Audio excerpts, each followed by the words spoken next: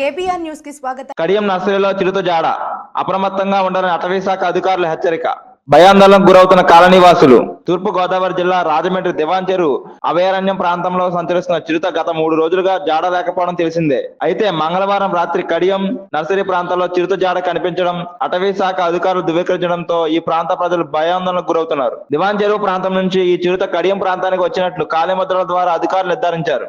ఎవరూ బయటికి రావద్దని ఇంటి బయట లైట్లు వేసి ఉంచాలని సూచించారు. కడీపులంక, బుర్రిలంక, దోసలమ్మ కాలనీ, దుర్గమ్మ కాలనీ, వీరవరం గ్రామాల వారు అప్రమత్తంగా ఉండాలని అటవీశాఖ అధికారులు హెచ్చరించారు. అలాగే కడియం నుండి వీరవరం వెళ్ళు R&B రోడ్ ప్రయాణం చేసేటప్పుడు జాగ్రత్త వహించాలన్నారు. రాత్రిపూట ఎవరూ ఒంటరిగా బయటికి వెళ్లొద్దని హెచ్చరించారు. కాడంచెట్టి రామ్జీ నా పేరు. కడిపులంక పంచాయతీ సర్పంచ్ని. ఇప్పుడే అందిన సమాచారం, అటవీ శాఖ అధికారులు ఏం తెలిపారంటే చిరుతపులి సంచరిస్తుందని కన్ఫర్మ్ చేశారు.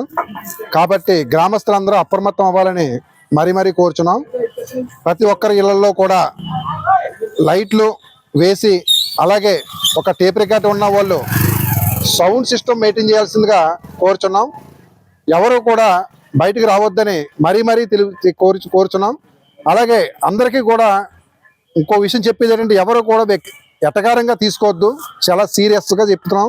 మీరందరూ కూడా అప్రమత్తం అవ్వాలని మరీ కోరుచున్నాం.